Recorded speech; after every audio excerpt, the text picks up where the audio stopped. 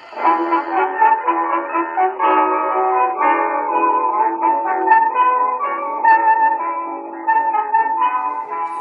to another episode of Off the Menu. I'm Vincent Franchitti from Tumblr House, here with an August Charles Coulombe. August, I like that.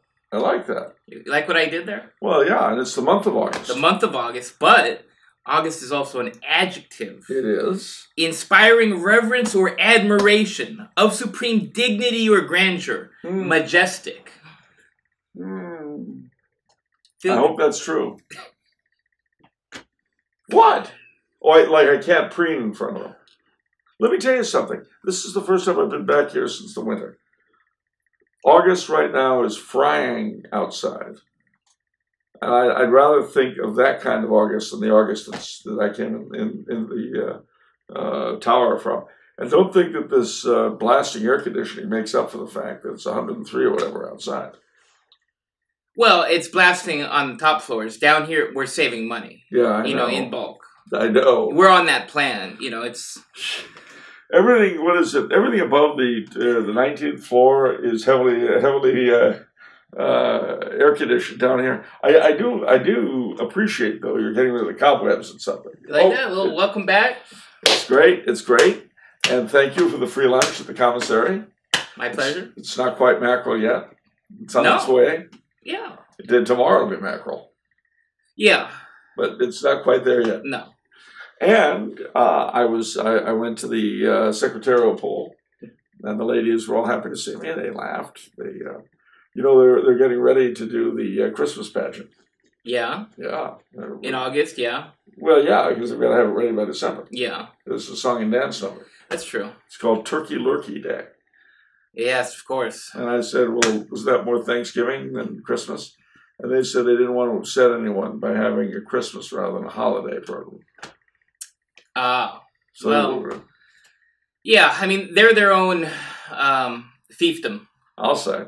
And then Tyrone has forgotten who I am. He challenged me on the way in.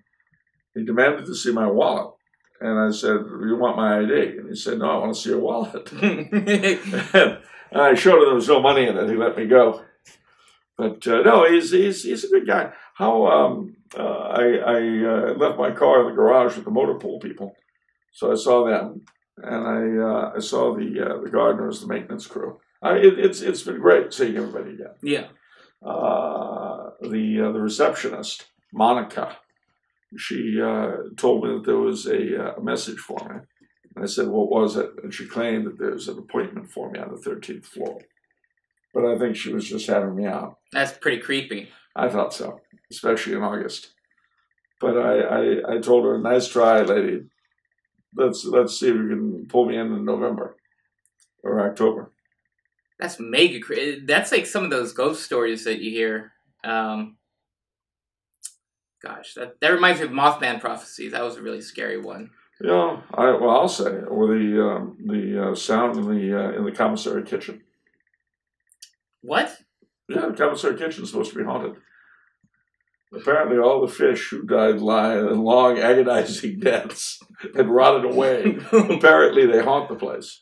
And you could hear their soft, fish-like cries. Wow. You have to listen very closely, because it's more like... Wow. So you can't hear them if you speak. Like if you have a conversation, you can't even hear them. So what's new, Charles? What's new? Well, several things are new. Firstly, as you see, I am back in California, the Golden State. Yes, indeed, the capital of the 21st century, the last stand of the American dream, the personal fiefdom of Gruesome Newsom, who has replaced the undead Governor Brown. But although the undead governor is gone, he's not forgotten. And?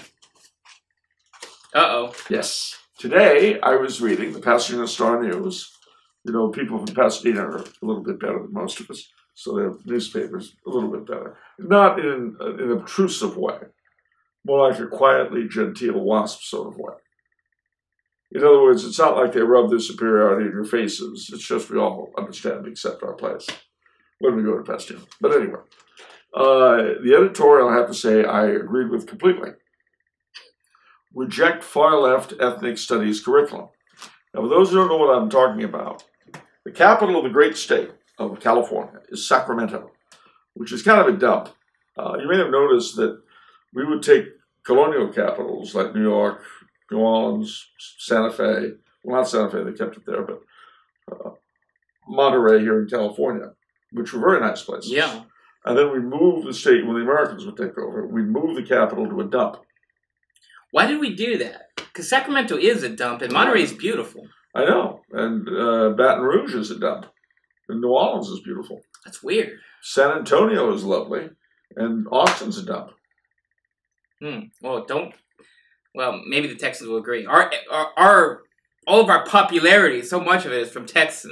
And we love you guys, but come on, San Antonio versus Austin, really? No. Okay. But don't feel it's just Texans. I mean, except for Massachusetts and New Mexico, and Hawaii, of course. Well, when we acquired a foreign colony, we inevitably would move the state capital to some dump. How is that a policy? I mean, like, is there anything behind that?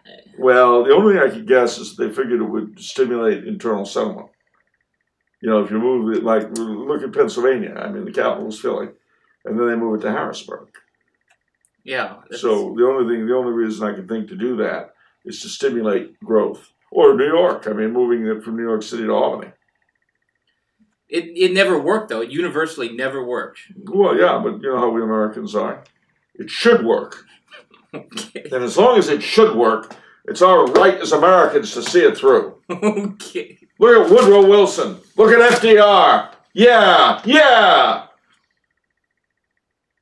Never mind. Anyway, I'm bringing all this not to bag on Sacramento, although it's a city that's easy to bag on, but rather on the morons that inhabit the Capitol building, specifically the Department of Education. The Department of Education of the great state of California has issued a proposed ethnic studies curriculum, which the Pasadena Star News wants to reject. But I want to broaden the conversation. I want to bring it away merely from morons in the state of California and extend it to morons around the country and the globe. All morons should be included, even if they are in charge. So, 2 paragraphs here are what I want to draw your attention to. Speaking of the guidance, this is a sample of the language used in this proposed curriculum. Quote, "The foundational values of ethnic studies are housed in the conceptual model of the double helix, which interweaves holistic humanization and critical consciousness." According to the draft curriculum, the guiding values and principles of each lesson in ethnic studies will cultivate empathy, share stories of struggle and resistance, and my personal favorite, and critique empire and its relationship to white supremacy, racism, patriarchy, cis-heteropatriarchy, capitalism, ableism, I guess that means that you're not a basket case, anthropocentrism, and other forms of power and oppression at the intersections of our society. Okay, let's unpack this. Yeah. Let's tease this out. Ladies and gentlemen, if you ever encounter someone who writes or speaks like that, he's a moron! I don't care where he is. He's a moron. If he's your college professor or college administrator or the author of some idiotic book you have to read, he's a moron. Or she, or it, or all 3 at once. I don't want to predetermine a person's identity for them, if indeed they have any. But this is the kind of garbage that tax money is being spent on. Not just in California, but across this great nation of ours. And indeed, around the globe, and even in the corridors of educational power in the UN. This is madness, ladies and gentlemen. This is just drivel. This is a pipe of sewage pouring out into a pristine stream. Yeah. Yeah.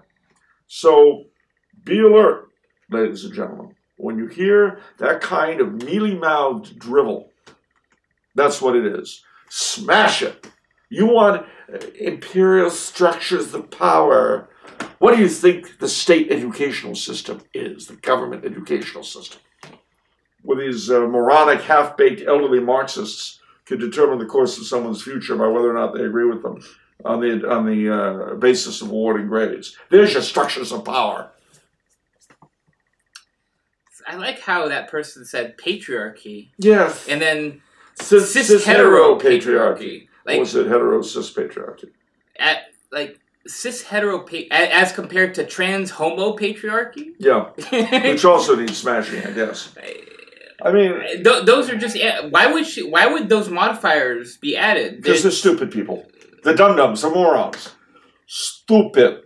They need to go to safe places. That is to say, retirement homes, far away from teaching.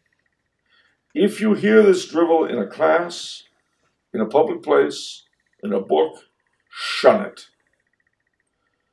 Do not contribute to it. Do not go to universities, colleges, or schools where this drivel is done. Do not pay for books where that use it. Laugh at it. Laugh at it. It is the most horrendous thing. I'm going to take this a step further while we're here. This is part, and of course a large portion of our studio audience are in fact young white males. So I have to tell you something. It's this kind of drivel that creates the kind of madman that shot up El Paso. You've heard all these morons yapping about how, oh, it's Trump's rhetoric. Oh. No, it's not. It's your rhetoric, morons. Because see, here's the thing. You've got decades of an uneducated public that don't know anything. And then you smack them around and kick them. Well, the less stable of us, the less intelligent of us, those of us who were at once less stable and less intelligent, sometimes don't react well to this kind of abuse. Now, to be fair, the guy that shot up Dayton was Antifa. You're not hearing that, but it's true. He was Antifa, and he also had some affectional issues. Yeah. That's why his sister was one of the victims. But the path of true love was never smooth. Anyway, what? Anyway, that was uncalled for. Anyway, the point I'm making is, we live on a steady diet of drivel. Do anything you can, ladies and gentlemen, to cut it out of your life. Because if you don't, and if you're either not that smart or not that stable, you'll obsess over it. I'm going to approach this from a different angle. Why do we have a steady diet of drivel? Because our masters are morons. I'm trying to approach it from the angle as we allow them. Well, there are no consequences. You get to do this. Yeah, and that's why I say any such institution should be shunned. Yeah, no, but what I'm trying to get at is, there's such apathy in America. Well, nobody cares about anything. We have our distractions, we have our luxuries, we have baseball, we have whatever thing we have to tune out and let the crazy people run the show. And they run the show in terms of running the Department of Education. Ask yourselves carefully, you younger folk who are still deciding what you're going to be when you grow up. If you're my generation, that may never happen, because we didn't, as a rule, grow up. But you might. Ask yourselves, what are you going to do? Education is an important area, and the idiots have captured it.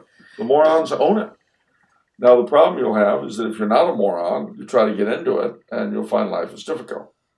But there are alternatives. Because, for me, this is one facet of society, but you multiply it by everything. No, but I'm talking about, sports, for example, where these athletes get to do whatever they want. And it's precisely because there's no repercussions, because people will abide by it, and because so it was the same in the entertainment industry. Yeah, Kaepernick, and then these NBA teams who keep shunning the White House invites. I'd like to see these teams and these players and these I'd like them would they still go if it cost them $100,000? Well, I wonder how much their principles are worth. That's the thing. And,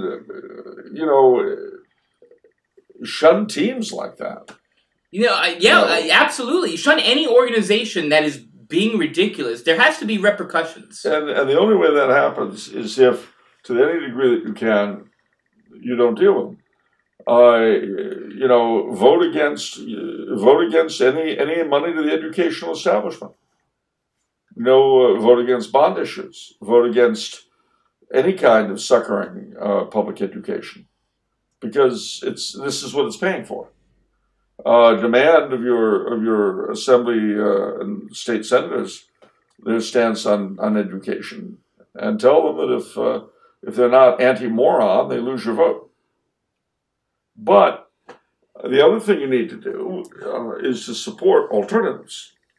Now, there are a ton of these classical academies popping up all over the place, as there are alternative colleges and so on. And do your own education very carefully. If you're in a position right now, ladies and gentlemen, you're going to be going to college, and the choice is between a sane one and one that puts out this kind of garbage, turn down your admission to the garbage college and tell them why. I mean, it's only one person, but if one person is followed by one and one and one and one and one, maybe at some point the little darlings will wake up. In all likelihood, it's going to take a lot more. And the sad truth of the matter is that we are on a collision course with something horrible. I don't know what. It's true. But in real life, that's probably the only thing that'll wake people up. When you've got the barbarians smashing up your stuff. Then you go, oh, gee willikers, how could they be doing that? Look what they did, and they hurt me. No, they did. And boo-boo. So bad.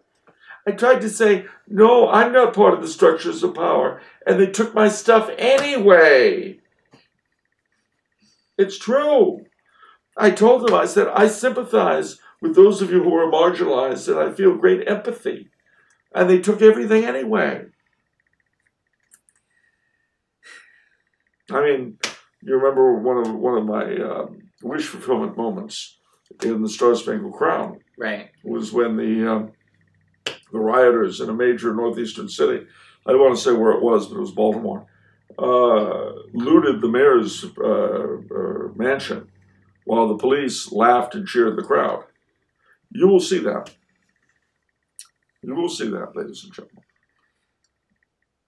Because they're not supported. No, and what will happen is that sooner or later, eventually, they'll get sick of being hung out to dry by idiotic civic officials. They'll say, you know what, you're right. You're right. You don't need us. Rioters? Oh, look, there's the mayor's house. You here and no further. You can't loot beyond this line. Yeah. But the mayor's house is over there. There's an old civil rights song, ladies and gentlemen, which the older I get, the truer it seems. There's a hard rains are going to fall. And I'm not happy about it. I'm not happy about it at all. But one thing growing up will tell you, ladies and gentlemen, is that the universe is not here to cater to the individual happiness of any one of us. At least not this side of the grave. Okay. So, what else we got? We're going to have a great show today. We have great shows when your blood is up. Yeah, well, my blood is up. And you know something else? What? 2 days ago was one of my favorite feasts. Was it? What was it? The Transfiguration. Oh, that's right. I did Latin Rite and Byzantine.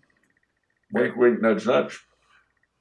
There's a Byzantine over here? Well, not over here. I went all the way to El Segundo, St. Andrew's Russian Catholic Church. Wow. That was great. And the Assumption is coming out. Yeah, next Thursday. Yep. So, despite it being August, there's still great feasts. Yeah. And you know what else is coming out? What? Are you ready? Do you think you can stand it? What, fall already? You're still... What? Yeah. Yeah. I'm waiting for autumn. We don't have seasons in California. No, but I do in Austria. What? Okay. All right. What do we got? We got questions. I know we got questions. Well, before we get questions, we have a couple promotions. Oh, promotions. You're here, so that means you're autographing books now. It sure do. And if you want an autographed book, well, by me, you ask for an autographed copy of The Endless Knot, I'm not going to sign it. Yeah, you have your books. Yeah, I'm not going to sign Bill's or anybody else's. Right, only yours. Only mine. But I am here, and I am here until effectively the 26th of August.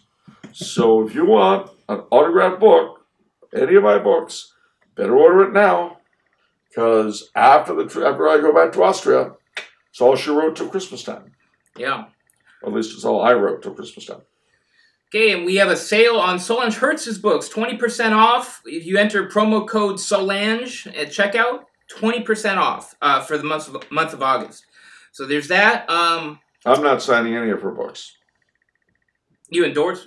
I do endorse. I know her, but I'm not going to sign. Okay. Also, our Patreon fund keeps going up. We're only $150 away already from the last tier.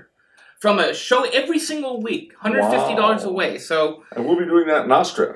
Yeah, so thank you to all the patrons. There are so many of you who are just so generous. It just makes me blush, to be honest. I mean, so many generous people. But also thank you to all the loyal fans out there who just like, share, mention. We appreciate and need all those like, shares, and mentions. Most especially book reviews. Definitely book reviews. Book reviews are very, very important. So get on old Amazon. And you get it right. I just have to say, for my own self, every now and then I'll get a note from you guys, as Vinny will, thanking me for the work we're doing here, or for things I've written or whatever. If you're wondering whether it makes a difference, it does.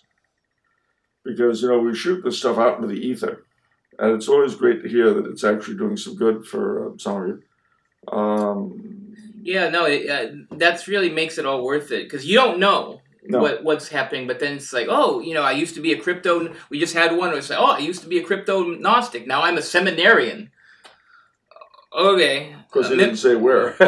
Yeah, no, he is a good guy. He buys books, he buys your books, so he must be a good guy. Must be excellent, but but that's very true, ladies and gentlemen. If feel free to let us know if you benefited, even if you're not sending money, because at the end of the day, though we need the money to keep going, that's just the way life is, it's not really why we do it. Yeah.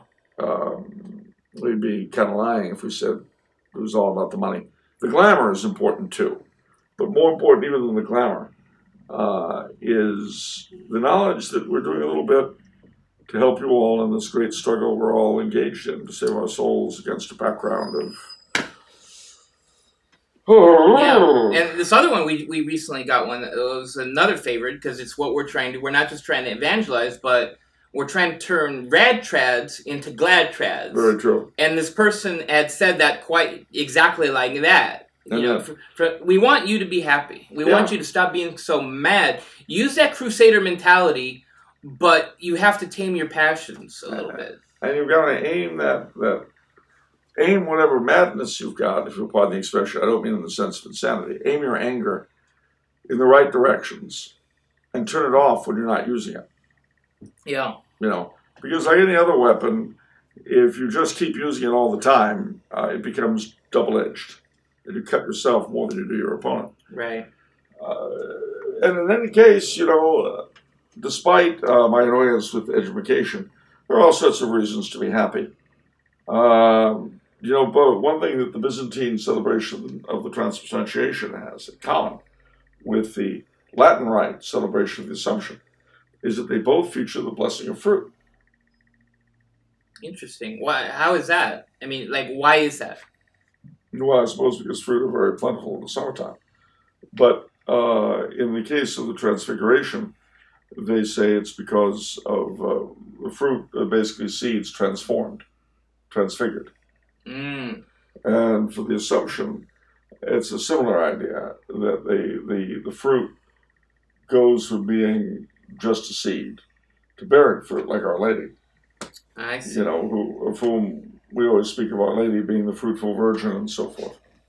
I see. Yeah, that makes sense. I also like my favorite metaphor is the mustard seed, because Pope Benedict always says that is the motif of the church.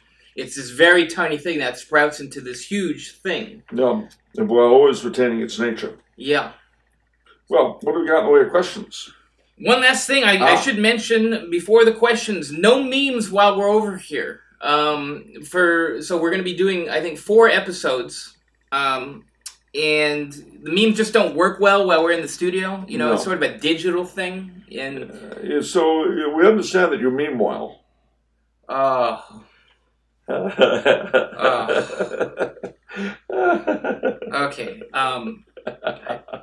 I feel a lot better, ladies and gentlemen. Okay, so... Are you okay? You seem a little down. You derailed my train of thought. Oh, sorry. I've got a queue of memes, so keep on memeing out there on Twitter. I've got a good stack of Twitter memes in the queue, and once you're back in Austria, we'll get to it, and we'll do a bunch of them. If you miss the meme I'm on, you will know that I have gone. No? No. Okay. Everyone's a critic. Okay, what do we got? Right, first question is from Joshua. Hello, Joshua. What towns, cities, or regions in the United States would you consider to be the most Catholic? Not merely in terms of their history, but with regards to their populations, traditions, and overall culture. Of these, do you have any favorites? Ooh, that's a good question. Well, Sacramento, obviously. What? No? No. Well, I would say that the 3 most Catholic regions in the country, and this is because of their history, but it's also true of their lived life, are southern Louisiana, the Cajun country, etc., northern New Mexico, the Hispano country. Wow. And, that's very specific. Well, there are areas I know, and he's asking for specific. I know, but in all of the United States, like northern New Mexico, that's pretty random. No, it's not. It was settled by the Spanish in the 1500s, and it's still very, very Catholic in terms of... But, I mean, there are a lot of areas settled by the Spanish. Why is northern New Mexico the jackpot of Catholicism? Because it's retained its Catholic culture. Okay. I mean, it's still... Okay. If you're not Catholic, you're a little out of it. Okay, we don't get any orders from New Mexico. Well, no, maybe we would if we published in Spanish. Okay. And the third, well, actually, this is 3rd-4th, because they're connected. Okay. The 2 or 3 southernmost counties of the western shore of Maryland, which I toured a couple of years ago. Okay. Very Catholic, very different. And an area settled by a group from there in central Kentucky. Called the Holy Land of Kentucky, where the towns all have names like Loretto and Holy Cross and St. Francis and so on. Wow. Now, to be honest, all of these areas have declined somewhat since Vatican II, just like everything else. But even so, we'll be driving through southern Louisiana, and if you're there during Lent, there'll be big signs up urging you to eat at this or that restaurant because of their fish menu. Yeah. And then you still have, in the Northeast and in the Midwest, little pockets of ethnic Catholics. And again, everything has sort of slid in the past 50 years. Yeah. But it's not snuffed out.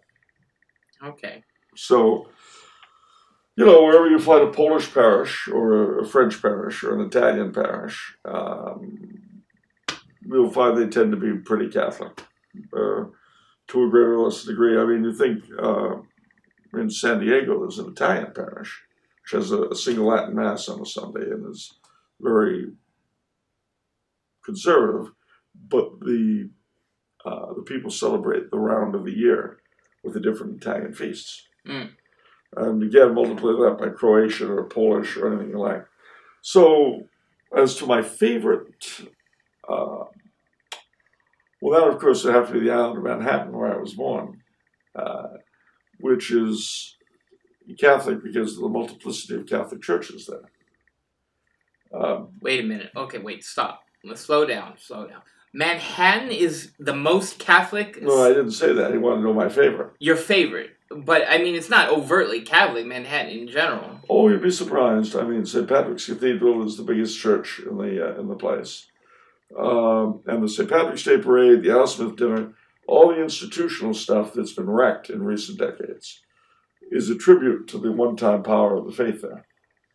Interesting. And it's left a lot of remnants. I mean, there was a time, to show how things have changed. Today, the Archbishop of New York loves to be at the Al Smith Dinner so he can cozy up to politicians and lick their feet. Well, he's Archbishop. I mean, he's Cardinal Dolan, but yeah. Any Archbishop of New York, I don't want to single him out for abuse. Oh, I see. Even though he's fun to single out for abuse. Yeah. Nevertheless, now they like to be at such functions so they can lick the feet of politicians. But there was a time when politicians wanted to go to those sorts of dinners to be able to lick the feet of the cardinals. Right, because we talked about this a while ago with the Kennedys, where there's a symbiotic relationship there. Yeah. But that doesn't even work anymore. No. No. Now it's just begging to be loved. Yeah. By hateful people you wouldn't want anywhere around you. Like Joe Biden. Yeah. I don't want to bag on Uncle Joe Biden. Well, you just did. Yeah, I didn't want to. Hey. I think that's an important distinction. Okay. All right. Don't ask what it means. I don't know. Let's go on to the next one. Okay, so Manhattan's your favorite. Yeah. Okay, interesting. All right, next question is from Joseph. How have those in Catholic culture celebrated birthdays and baptism days? Parties. What I'm specifically looking for is insight into which day should have the bigger celebration when raising children. I would make a big deal out of both and the name day. Yeah. And the reason why, you really, how do I put this? Especially if you're raising your kid decently, that is to say, with a firm but loving hand, or loving but firm hand, it doesn't hurt for the kid to have 3 special days a year. The birthday rather tells him that his very existence is important. Yeah. The baptismal day tells him that his entrance in the church is important. And the name day tells him that his special relationship with his patron saint is important.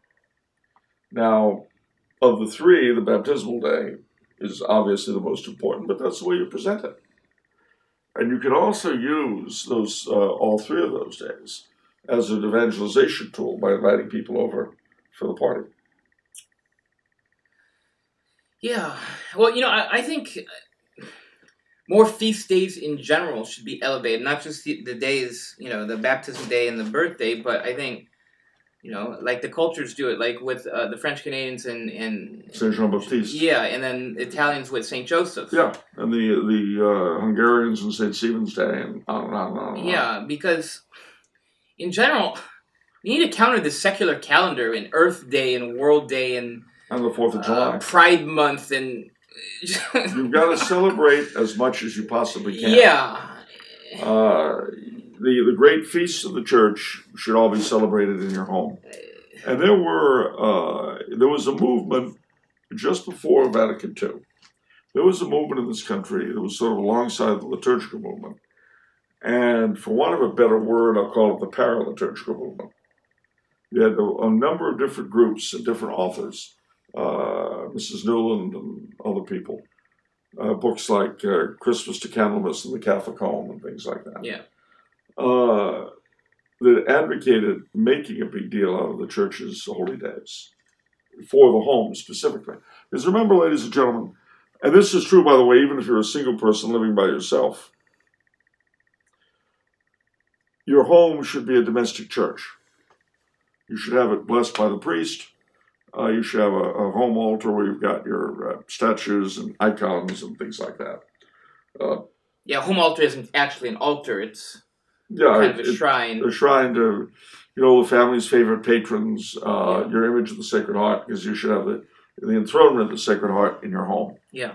There are all sorts of things out there for the Father blessing the Christmas tree and the nativity set. Yeah. All this kind of thing you really should do, so that your children come to realize that they too are part of it all. We have one in our house, and I did it after I read Faustina's diary. It inspired me so much, and it adds a new dimension to the idea of a home. Yeah. It makes it so much more vibrant and special. And that's the heart of the home, in my opinion, is that altar. It should be the home instead of the television set. Yeah. Some people will put it on the mantelpiece because you live in the kind of home where you, especially where you've got 4 seasons. Ha ha ha. And it's, it gets, I'm going to use a word you probably never heard, cold. I know. In the wintertime, the fireplace really does become the center of the home. So, but at any rate, do whatever works, but do something. Right. Okay, next question. In the trad Catholic community, yes, I see a lot of people saying that a lot of small random things they don't like about individual priests are signs of a lack of masculinity among the clergy, and that the older clergy were super macho. Like these men were a combination of Captain America and Jesus himself. Are they over-exaggerating old clerical toughness? Yes and no, no and yes. I mean, partly it's a generational thing. Priests and laity alike went through the same experiences. So my dad, was a World War II vet, tail gunner. He lived through the Depression. And that generation of people tended to be very tough. Yeah. They smoked, they drank. They weren't weenies. Yeah. Our generation, that is to say mine, not yours, we were weenies. Our older brothers, some went to Vietnam, and were called baby killers when they came home. And then from there, it degenerated into the kind of mealy-mouthed drivel. Once again, I can't help saying this. Where is it? Here we go. The foundational values of ethnic studies are housed in the conceptual model of the double helix, which interweaves holistic humanization and critical consciousness. Oh. Doesn't that make you just want to beat that guy to a pulp? Anyway, sorry. Grace builds on nature. Now, if you say the priests of today are effeminate compared to the priests of yesteryear, there's a certain truth to it, in the sense that the laity of today are effeminate compared to the laity of yesteryear. All this weenie, can't smoke, hold a second out, gee willikers, the feminization of men and the masculinization of women are not restricted to the clergy or the nuns. Yeah. It's a universal problem, and it's one that we don't dare address. Now, how can you tell when you yourself are a weenie? Let's look at the telltale signs of weeniedom. You put your own comfort above those of other people. You're a weenie. You've got to push your way in the line. You've got to be there first. You've got to cut someone off on the freeway. You're a weenie. Anything that centers on you subjectively is the high road to weeniedom. It's all about me. No, pork chop, it's not. It's not about you. It's not about me. It's about the reality that we live in and dealing with it. That is what a man does. A woman, traditionally, didn't have to because there were men to look after her. She, in the meantime, looking after the raising of new generations, even if she were a nun. And if she was neither a nun nor a housewife, she would still be deeply involved with everything from community stuff. I mean, look at all of our historic houses and all that. Who put all those things together? It was women. Yeah. Inevitably, I mean, the backbone of our historical societies were what? They were women. I mean, there'd be some men, obviously. Yeah. But from Olvera Street here in California, in LA, all the way to Tryon's Palace in New Bern, North Carolina, women were the heart and soul of historic preservation in this country. And you know what? It was a good fit, because remembering the past is a part of nurturing the future. Mm. And I'll tell you what, looking at some of those chicks that were on either committee, either for Olvera Street or for Trident's Palace, if I was some moron of a local politician trying to stop them, yeah, well, they'd have broken you in two. Ah, interesting. I mean, these were not shrinking violet ladies, but neither is a woman defending her young. A bear defending her cub is not a little shrinking violet thing. Yeah. But I say all of this because the gender issues that people perceive in the priesthood, they're really society-wide. So how do you prevent that from happening in future? Well, you produce children who aren't like that. Non-weenie kids. Yeah. And then what will happen is that if they go into the priesthood, they'll be masculine. But if they go into married life, they'll be masculine. But if they stay bachelors, they'll be masculine. They won't be weenies. Contrary-wise, you don't want imitation men and women. You really don't. I know everything I've said brands me as a higger and a beta. Or a beta and a higgit? Something like that. A cis hetero patriarch? There we go. Anyway, be warned. You don't want effeminate priests. You don't have effeminate sons. But you can't do that if you're a weenie yourself. Yeah. Shout out to Father Ripperger and his video on Sensus Fidelium channel. Best Catholic YouTube channel. He has an unbelievable talk on femininity and masculinity. They're both wonderful things, by the way. But yeah, and he talked about exactly what you said, but in more detail, how it's not masculine when you have this sort of addiction to pleasure. Like everything that you do is, as you use the word, comfort. It's comfort. Whether you're listening to headphones, to music all the time, whatever, you have to have it constantly streamed in you, and your whole life revolves around your own comforts rather than the good, the true, and the beautiful. Yeah, which ties in perfectly to my all-time favorite quote by Pope Benedict. Which was? The world offers you comfort, but you were not made for comfort. You were made for greatness. Very true. So, don't be weenies, kids. Yeah. Okay, next question. A question from Ryan. Hi, Ryan. Why did the Chantry System go away? Would it be possible today for a rich tycoon to have his own chapel and priest? What is the Chantry System, firstly? Well, basically, the Chantry System was where a well-to-do individual would endow a chapel somewhere with a priest to offer prayers to the repose of his soul and those for whom it was offering it. Usually be done in perpetuity. So, in other words, they would endow a chapel, which would come with an endowment, so there was always money. And that endowment would pay for the salary of a priest who would chant the Mass then. Okay, so why would that be needed? Because you said cities would sprout up around churches, is that correct? Yeah. That's what made the city back in the day. Yeah. So why would one parish for a city be insufficient? Well, don't forget that they weren't just talking about a single parish.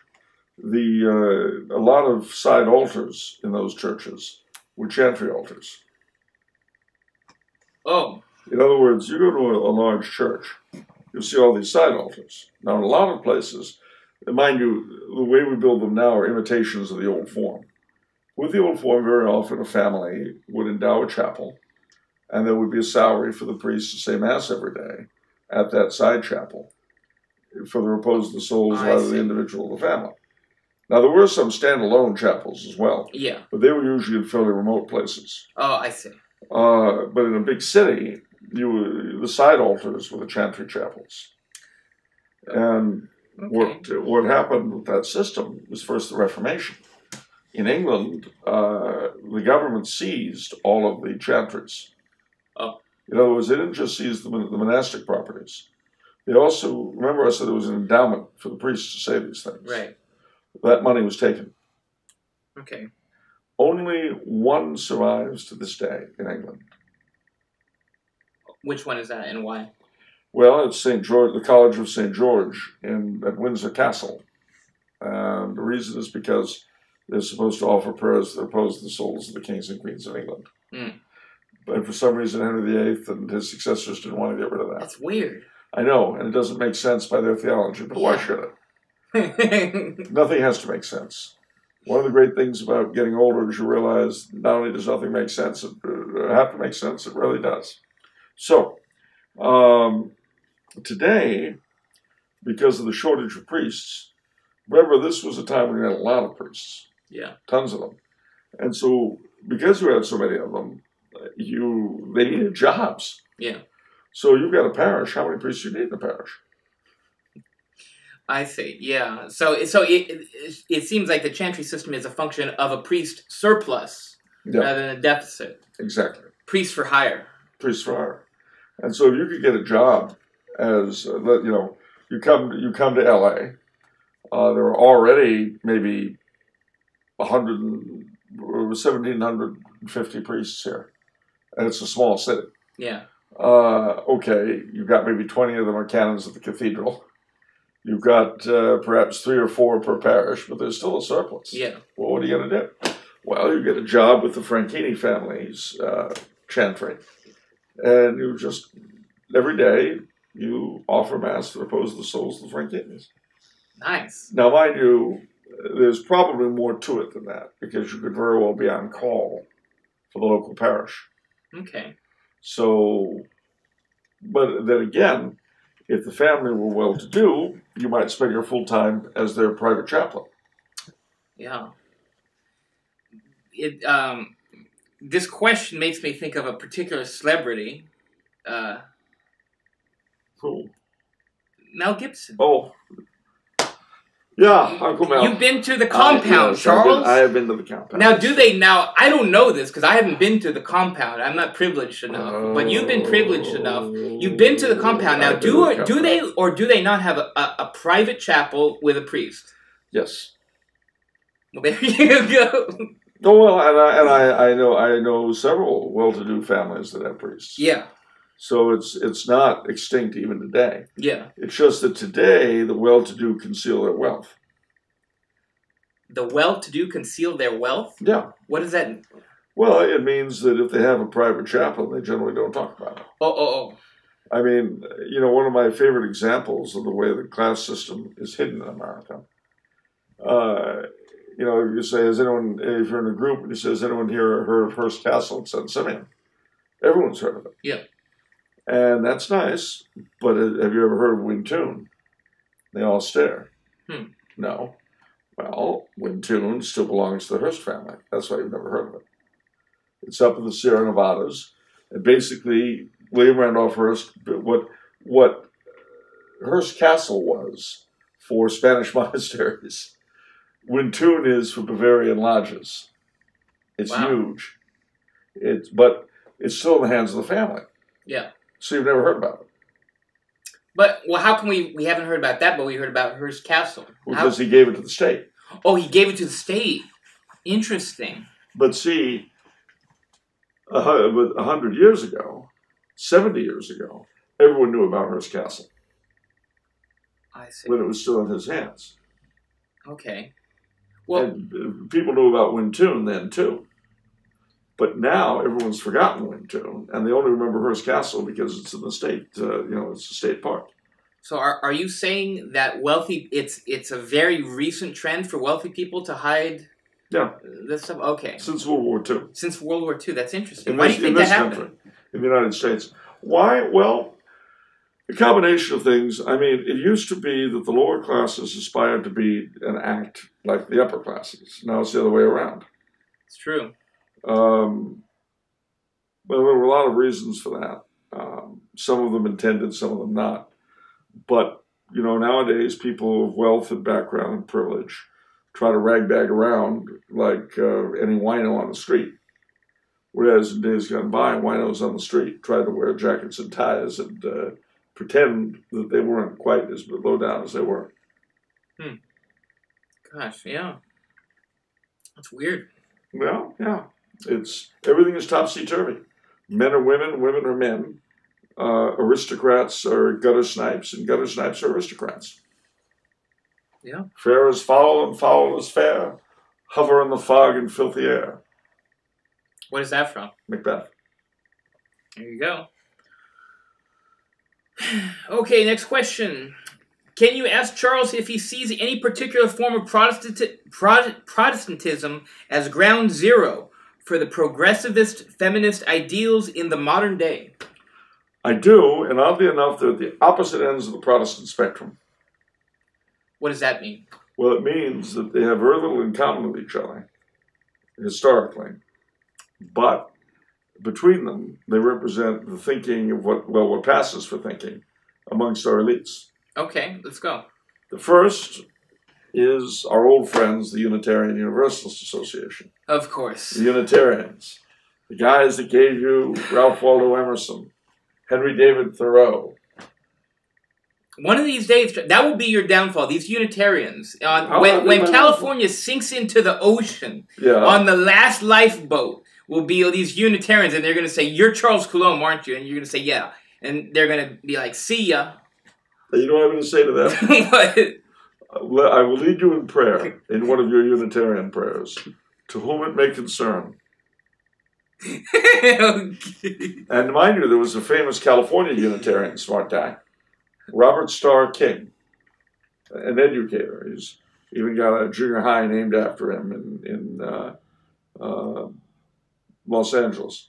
I know this because I knew people who would park outside with 6 packs of beer. Yeah. Hoping to meet chicks.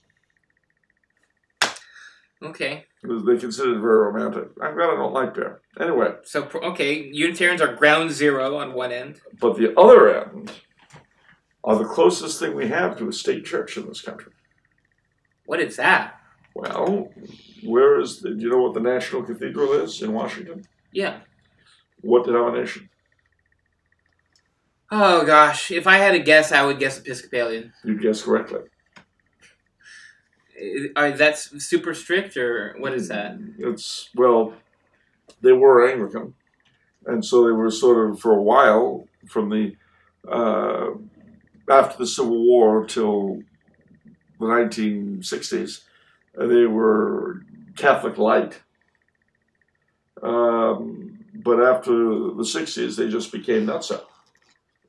And now they're just incredible. Is that the one where you wrote the Heretic of the Week and they ruled that there's no such thing as heresy? That's the one, Bishop Pike. There you go. See, I remember things. See? And he and Bishop Paul Moore, who was the Episcopal Bishop of New York at the same time, if you wanted 2 people as the poster children of their transformation, not figuration, but formation, from the Church of Beauty to the Church of what's happening now, it was those two gentlemen who'd be the poster children for it. So those are your 2 ground zeros, not one. Unitarian, Episcopalian. What else we got? What are your thoughts on Napoleon III? Oh, question from Michael. What are your thoughts on Napoleon III? He restored Pope Pius IX to Rome, attempted to restore the Catholic monarchy in Mexico, and invaded Indochina to protect persecuted Catholics. However, Our Lady warned against him in her apparition at La Salette. Was he a good Catholic ruler or a cynic who used the church for his own ends?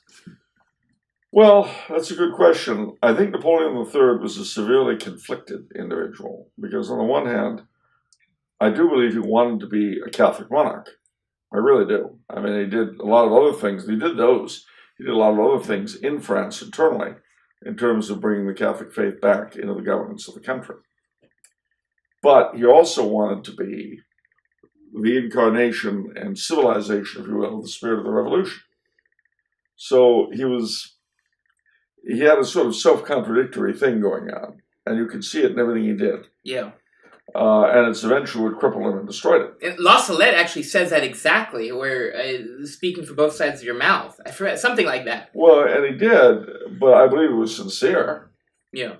But that doesn't change anything. Right. He did some good things for France, and he ended up doing a lot of terrible things to France. He had this idea of living up to Napoleonic glory, but was that such a great thing to want to live up to? Right.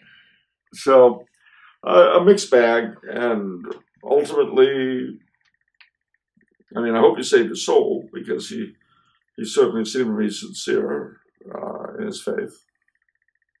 But he had inherited a terrible legacy. Right. Our Lady of La Salette, The Secret of La Salette, this is one of those apparitions where, if you're a trad, you should know this. This is sort of the trad apparition, because it's long and it's got some bite. So if you haven't heard of this, if you haven't read it yet, look up The Secret of La Salette. Melanie is the one. Melanie is the name. Yeah. Yeah. That's very compelling. It's incredibly compelling. Yeah. It's really interesting stuff. Solange Hertz talks about it too. That she dedicated a whole chapter of On the Contrary to that, I believe. I should put that online. I'm gonna put that online, because it's hard to find The Secret of La Salette anywhere. The whole secret. So I'm gonna do that. All right, sounds good. So everyone out there, you look for that. Okay, next question. What are Catholics to think of the recent discoveries of blood cell tissues in dinosaur bones? Does this indicate dinosaurs were actually dragons? Additionally, what is Charles' view of Anne Catherine Emmerich? Well, it sure could. I don't know. I mean, what do you think he's getting with there on the dragons? Like, how are the dots connected there, logically? Well, I mean, large reptilian beasts, some of which could fly, certainly sounds a lot like dragons. Oh yeah, because okay. Now the thing is that what this discovery does is one of two things: either dinosaurs were alive a lot more recently than we thought, or organic matter lasts a lot longer than we thought. This is the thing you always mention, right? Mm-hmm. It sure is. Yeah. And it also shows that defossilization is not what we think it is, because we're always told it's a steady process. Yeah. Not this weird petrification coming from the outside. We don't know what does that. Yeah. Now, this is very, very important in terms of paleontology, because so much of our theorizing about everything, about the age of the Earth, about the age of anything, is based upon all these processes being the way we think they are. Yeah. If they aren't, and apparently they're not, then nothing that we think we know is certain. So it's a very exciting time in paleontology, and a very frightening time if you're a professional. My brother sent me an article on a very, very big-time scientist, or maybe professor for Yale, who is sort of switching, because he says evolution, because there's no questioning in science now. You cannot question this. You cannot even suggest intelligent design. No. There's no questioning evolution. And evolution, he says Darwin didn't do what the title of his book is, The Origin of Species. No. What is that? How did the species originate? He doesn't even answer that. He doesn't. And the sad truth of the matter is, ladies and gentlemen, that there's a difference between science and what was once upon a time called scientificism, which is the erection of scientific theory into a religious dogma. Remember that supposedly scientists are supposed to be ever ready to alter their hypotheses to meet new facts. You see, the very nature of science is supposed to be anti-dogmatic, but it's become the very opposite. In a couple episodes back, you seem to be suggesting that in cultures that are purely logical and rational, in absence of religion, it becomes hugely superstitious. Yeah. And that, which I thought was interesting. And that we certainly see in our own time. Yeah. I mean, the whole spiritual but not religious thing. Yeah. What does that end up boiling down to but reading your horoscope and, staring at the tea leaves and trying to get in touch with your higher power? Yeah.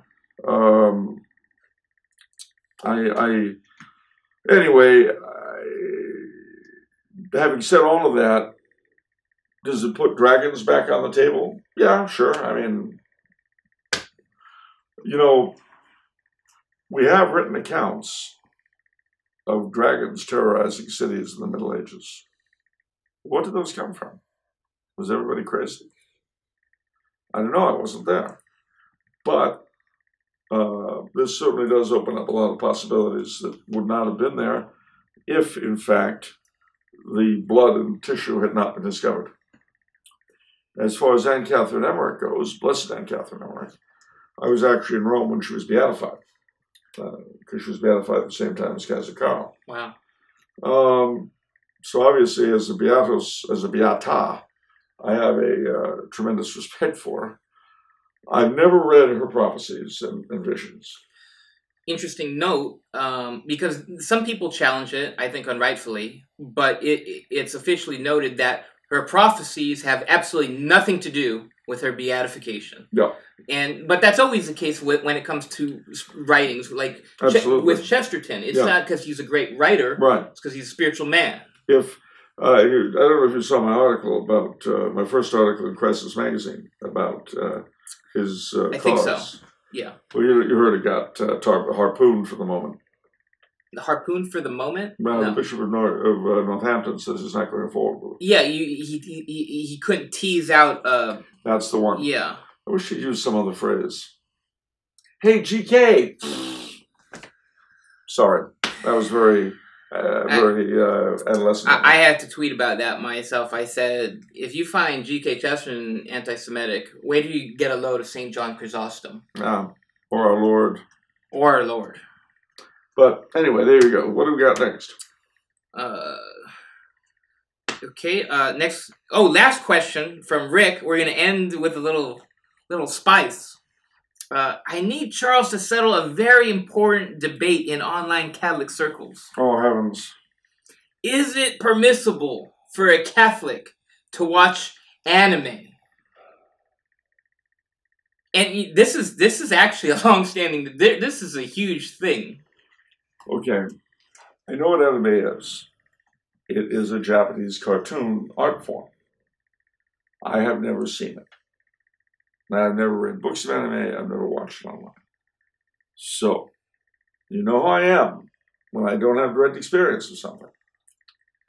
All I can say is that, as with any other expression of art, your first question has to be, is this a threat to faith and or morals? If the answer is yes, then you must either avoid it or at the very least be extremely cautious. If the answer is no, then it doesn't matter. But I am not able to tell you if anime is a threat to faith and morals for a really important reason. Can you guess what that is? Because you haven't watched it. Exactly.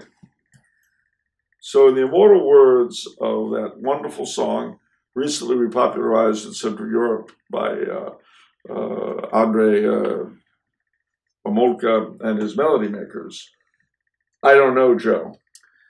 But what you know, Joe? I don't know nothing. What you know, Joe? I don't know nothing. I ain't fooling. I need schooling because I don't know. Okay. What you know, Joe? I don't know Latin. What you know, Joe? I ain't high-hatting. What you know, Joe? Quit your squawking. I ain't talking because I don't know. Okay, there you go. That's you on this one. I have watched a little bit of anime long time ago. Wow, gosh, it's going to be 15 years ago, I guess now. Did it destroy your faith and morals? Well, I actually didn't watch it. My friends were watching it. It's like you're at their house. They were Dragon Ball Z aficionados. They were Super Saiyans and all that. It was kind of boring. It kind of didn't really. I wasn't really into it. It looked, it was very formulaic. I didn't really care about the characters. I don't care about the artistic way. I remember Bill Biersack was watching or looking at anime books, the comic strip. Don't you call it manga or something? Yeah, I think so. And what struck in his mind was that they had one character who was an old man that appeared to have these two cones on his head. Yeah. And nobody ever pointed them out or asked what they were about. He was just there with this cone on his head. Turned out it was a bra. Now, why he should be wearing a bra on his head? I don't know. No, neither did anyone else. And it didn't come up. Yeah, they can be weird. The anime too. As a kid, it's super intense. Like they're weird concepts, like Ghost World. It freaked me out. See, like as a 5-year-old or 6-year-old, like seeing like anime, like for the first time, I was like that kind of turned me off initially. Now I guess the big question is anime more degenerate than everything else on television? I would say, it's natural to be suspicious of a culture that never had any roots in Christianity. And it's very peculiar. See, so... And I say this loving Japan. So trads have good instincts. So I know the trad instinct is kicking in, and I think you might as well follow it, to be honest. I mean, I don't really think you're missing out on anything, to be honest. No. I mean, I don't see any deep, profound, themes that just touch you, So my never having seen anime will not necessarily destroy me as a human being. I would not call you deprived. Oh, you've been deprived of anime. Well, there you go. What else we got? Well, that was it. Right.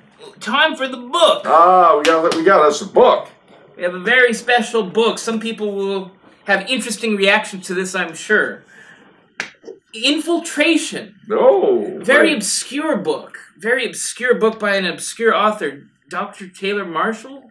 Obscure. Have you heard of him? Have I heard of him? No, I kid. Because if you haven't heard of Taylor Marshall yet, you've been living under a rock. Which is a nice place to live these days, actually. I envy you. That's actually true. Well, let's see.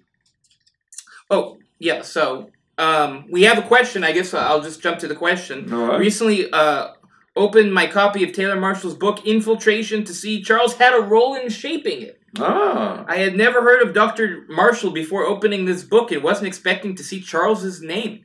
My question is, what does Charles think of this book? What was his role in it? I wrote it. Taylor Marshall doesn't exist. It's a pseudonym. There's no such person. I am he. No, that's not it. He's going to sue you. No, I wouldn't sue you. No, he'll make the same claim on his show. There's no Charles Coulombe. It's me. He's going to claim that it's me, that he's me. Why would he claim that he's you? Why would I claim that I'm he? It does. You're trying to make sense again. Well, this book has over 1,000 reviews on Amazon. Taylor Marshall's completely blowing up in popularity. He has. It's everywhere. And the small part I had in the shaping of it, as he puts it, it's both versions of The Secret of La Salette. What do you know? Oh, great. See, there you go. Taylor Marshall, being a good trad's got La Salette right here. You bet. He's also got a foreword by Bishop Athanasius Schneider. But to answer your question, I read the manuscript before it was published. So privileged. Well, he asked me to look for any historical errors or anything that might come up. Yeah. There were a few things. There's nothing big. But it was the kind of thing, if you're asserting a particular thesis, and you say that some historic figure was wearing a blue tie on the night of October 13th, 1928, and he was actually wearing a gold one. Yeah. The whole book's trash. He got the tie color wrong. Yeah. So you want to minimize those kinds of mistakes. Yeah, he's dotting his I's and crossing his T's. Right, that was all it was. You got it. And I maybe picked up a few things like that, but there was nothing major. It's a challenging book.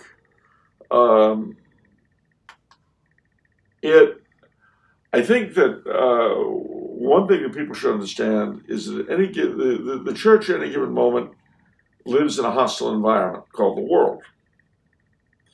Normally, there are, shall we say, enough antibodies and so on within the body of Christ to repel most of the problems. But every now and then, the immune system breaks down. And when it does, oh, Lordy. And basically, this is the story of some of that. Talks about secret societies and, of course, the... Secret societies? Yes, like Freemasonry and so on. Oh, wow. It talks about communist infiltration. It talks about all kinds of things. The important thing to remember, and it's all useful stuff to know, but the important thing to remember is that none of those things could have succeeded had the church been healthy.